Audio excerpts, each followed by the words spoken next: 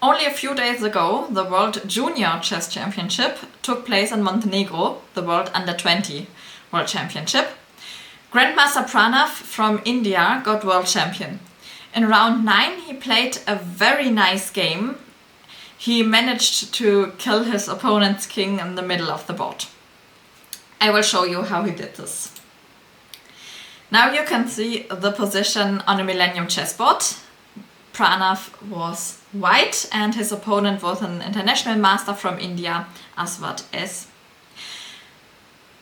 I also switched on the Mephisto Phoenix chess computer, and as you can see, the evaluation bar shows us that this position is better for white.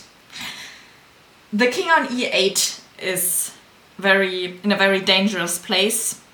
It's in the middle of the board and white controls the F file, and black has a problem with his development. The bishop on f8, the rook on h8.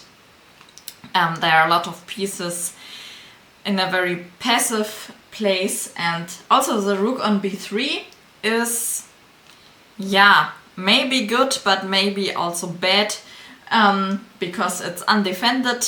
We will see. White, it's white to move, and if you like you can think about some options for white. What would you play? Pranav found a brilliant idea in this position. He tried to bring his pieces to the king on e8. But yeah, how can we bring the pieces there?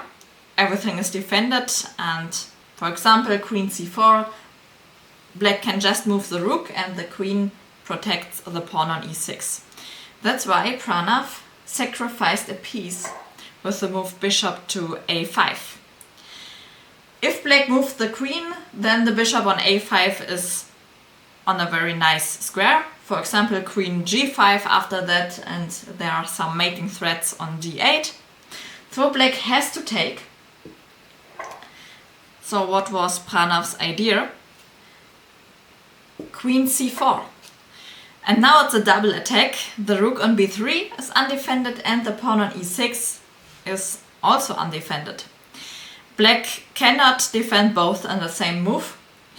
The best move was to play rook h6 to protect the pawn on e6 and to sacrifice the rook on b3, but this is also very good for white. White is material up. A lot of problems for black. Black tried rook takes b5 in the game, but this was also not really great. Queen takes e6 with check, king d8. And now there's only one good move for white.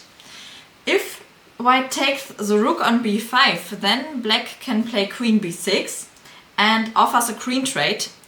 And white does not want to trade queens, especially not in this case, because the pieces on b6 and b7, yeah, they are blocking the passed pawn on b5. So Pranav played the move bishop to h3 first. This is another brilliant move. It's a mating threat. Oops. So black has to react. Black played bishop to c8 in the game, and only now Pranav took the rook on b5. And now the difference is that after queen b6, white can play queen d5, and this is a very nice square for the queen. It protects the pawn on e5, it has this opposition with the king on d8, and yeah, it's in the middle, in the center of the board. Black tried to trade queens again, but in this case white can also, yeah, trade queens and win the endgame. That's what Pranav did. He took on d7, queen takes d7, and now rook to a8. Now black can trade queens, but this position is hopeless. The b pawn is very strong, e and d pawn are very strong. Yeah, this is not not really good for black. The game went on with bishop e7. b6, king d7, rook a7 check, king d8, b7, and white wins another bishop and is material up, and black resigned at this point.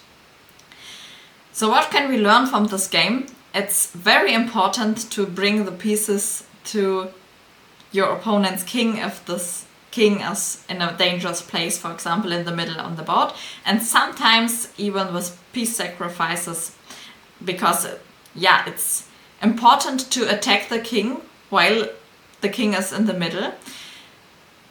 A few moves later, maybe the king is castled and you cannot attack the king in the center anymore. So you have to be fast, you have to be direct, and sometimes even with piece sacrifices to get the queen to your opponent's king. I hope you liked this video. Please let me know in the comments if you had similar situations where you killed your opponent's king in the middle of the board. And then see you in the next video.